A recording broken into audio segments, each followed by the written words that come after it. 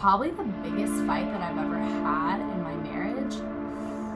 Hey guys, welcome back to my channel. So let's just address the obvious in the room. Yes, my hair is blonde now.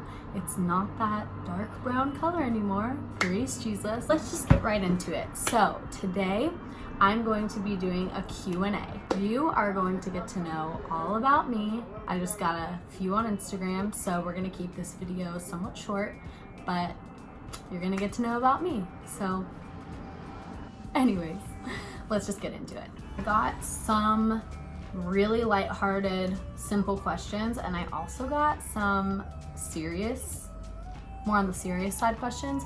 So I'm gonna go ahead and answer those kind of one serious, one not serious, just so we kind of like break it up, just so you know the routine. That's what I'm gonna be doing. So the first question, so I have them written down on this piece of paper over here just because I am recording on my phone, so I can't be on my phone and reading the questions. So anyways, oh, there's a lady watching me outside. It's so awkward. The first question was, where do you live?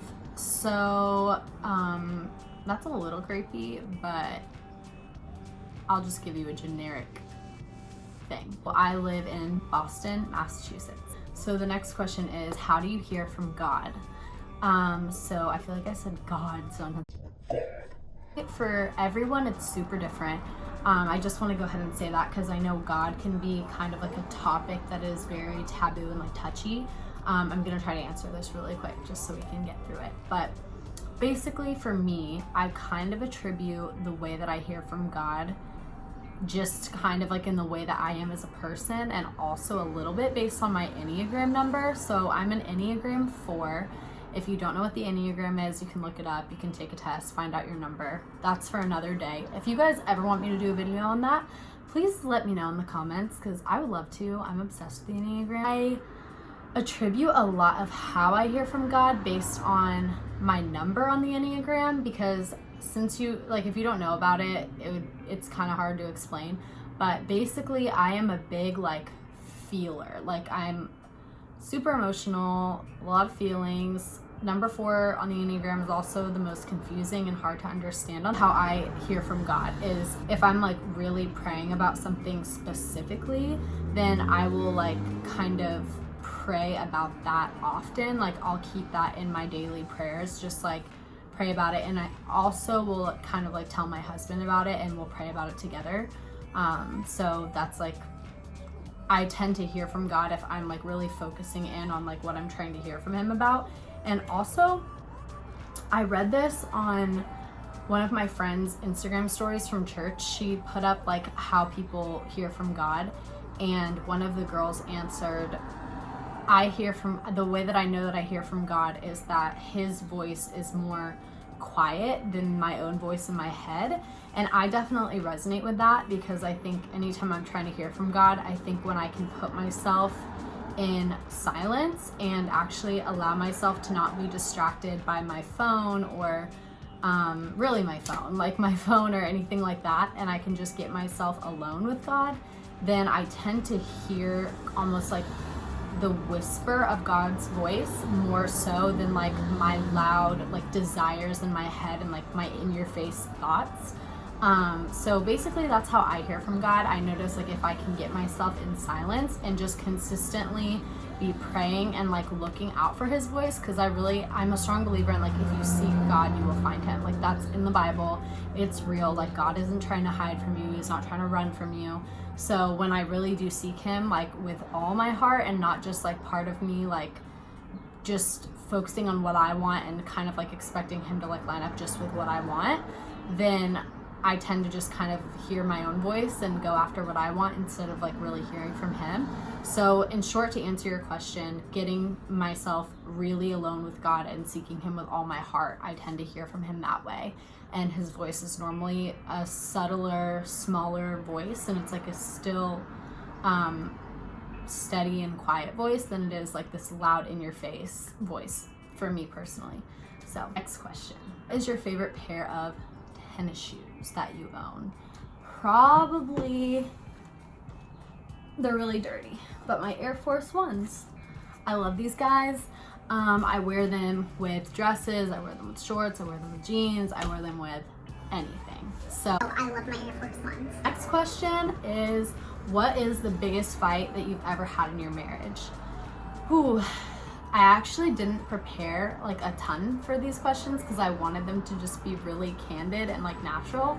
But probably the biggest fight that I've ever had in my marriage, gosh, that's hard. A lot of emotions, and I know that I'm kind of confusing to figure out, so I kind of feel bad for my husband just a little bit, because I feel like I'm very open about like being real with you guys and just being real with people. And so honestly, we aren't perfect. Like, we have little arguments often. Like, we don't fight like full on fight, but we'll have little arguments. But I think if we've ever had like a big fight, I think it was because of us being two different people and like getting adjusted to the first year of marriage and trying to learn how each other communicates. And when I don't even remember what the argument was about, but I just remember I get very like heated in an argument. Like, I tend to get like a little bit aggressive and like, okay, let's figure this out. Like, I kind of get in Isaiah's face a little bit, which is not the best because he's also an Enneagram 9, and 9s are the peacemakers, and they tend to like shut down when people get really like aggressive with them. So that's our types kind of like clashing a little bit. When we do get into an argument, I tend to kind of like heat up a little, and he tends to like hide and like suppress his feelings. So I think one night what happened is like we laid down and we totally went to bed angry. I was being prideful, and he was shut down because I was probably a little too aggressive and like a little too like in his face about trying to figure out like whatever the problem was. I literally can't remember what the problem was because it didn't matter that much, but I just remember like how we were handling it. Basically, we went to bed mad, woke up awkward, the whole day was awkward. I'm pretty sure like that was the longest fight we ever had, which sucks because if you're ever in like a fight with your best friend, it's awful because like whenever you see something funny or like some funny video on Facebook or like something happens, you want to like tell them, and I couldn't tell him anything for like 2 days because we were so like, it was so bad. But anyways, so that was probably like our biggest fight, but I don't remember what it was about, so sorry. So my next question was, why didn't you bring your dog with you to Boston? That's a pretty good question, actually. Unfortunately, our apartment that we were moving into doesn't allow us to have dogs, so like they only allow you to have cats. And the thing is we had already committed to this apartment because he had lived here previously, and so it was like a really simple transition. And the market in Boston is so like, since it's a city, everything tends to be fast paced, and you move, I just pulled my hair.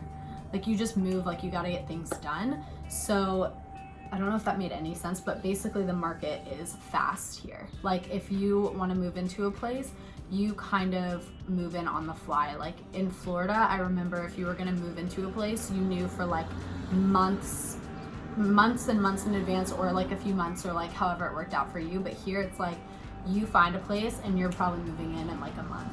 We'd been dating for like several months, and then we got engaged, and then we got married. So everything happened kind of like so quickly that this was the best option for us to live in this apartment. It would just be the easiest move. And we didn't want to overcomplicate things, so we decided to just move in here. And kind of like after the fact, he didn't know that you couldn't have dogs, and so we talked to our landlord, and maybe I could convince like the owner to let you have a dog. And so we were kind of hopeful like that we were going to get to bring Gus with us. If you don't know, I have a Jack Russell Terrier, and he's my favorite thing in the entire world. I'll try to insert a picture on here for you because he is my favorite thing ever. But I think he's so cute, but I also know that he's kind of ugly. But like, when you just love something so much, it's just like, to you it's so cute, but it's not really that cute. I'm very aware, but I just think he's the cutest thing in the whole world. He actually couldn't convince the owner to let us have a dog, so we just couldn't have Gus, and that really sucked. That was really sad. But, you know, we were like, okay, well maybe like whenever, if we move out after the first year, depending on like where we decide to go after our first year here, wherever we go, we would have to have a dog. Like we would need to have a dog, or we'd have to move into a place that allows pets. So we just decided that maybe even, like there was a few factors, that being the fact we weren't even allowed to have a dog, two being, I just had been reading some articles about dogs having depression, like when they moved too much and not having like a solid home. And that actually made me so sad. I was like, wow, I didn't know. And I didn't know that he could, you know, get actually depressed from not being in like a consistent situation. So that kind of freaked me out a little bit, because I knew that moving here, we would both have full-time jobs. So I was like, well, that's, you know, I don't want him to just be at home all day by himself. I know that's normal to have a dog that is at home, like while you're at work, but without him having, he also has like a brother, and so his brother Sean, we named them Sean and Gus, so they're named after the show Psych. If you've ever seen that show, we named them after the two main characters. I just was worried about him getting depressed, and that was like a small part of it, because I wasn't extremely worried, because I know Gus is a very happy dog, and I know that he can adapt, because at the time too, we were in a situation with our family where my youngest brother is playing for a youth academy in Atlanta, and so he was having to move there, and my mom was needing to move with him. So my parents were having to do like a long distance marriage type of thing, and my dad was staying in Orlando, so Gus would kind of bounce around between being in Orlando and being in Atlanta. But to me, I was like, well, at least he knows he's going to be around like Matthew, my younger brother, and then he'll also get to be around my dad and my mom and his brother. So I thought that would be better for him for the first year, instead of coming and having a drastic change in Massachusetts and just the weather being different. Like I just was really worried about how it was going to affect him, so that also played into it. We're definitely going to have him next year, regardless of where we are. I'm going to take two more, so I'm going to do one serious one, and then I'm going to do one lighthearted one, and we're just going to go from there. And then we're gonna end, because I want to end on like a good, I mean, not that a serious question isn't on a good note, but I just want it to be like on a lighthearted note. What do you think is your biggest flaw? Oh gosh, not trying to be like shaming myself, but I have a lot of those. The biggest one, honestly, is I have a really hard time in conflict. Like I tend to push people away if something bothers me, instead of like really like tackle it head on, which I hate that about myself, because that's really tough with relationships. Like you have to be okay with kind of confronting something and figuring it out and not getting so like freaked out of confrontation. So I would say for me, like kind of the pride that gets in the way when I'm upset about something, and not allowing myself to just like go to that person and be okay with just like how that would turn out. It definitely affects relationships, and thank God I have a husband and friends who are willing to kind of like work through that with me and help me and hold me accountable if they can tell I'm pushing something away or pushing them away.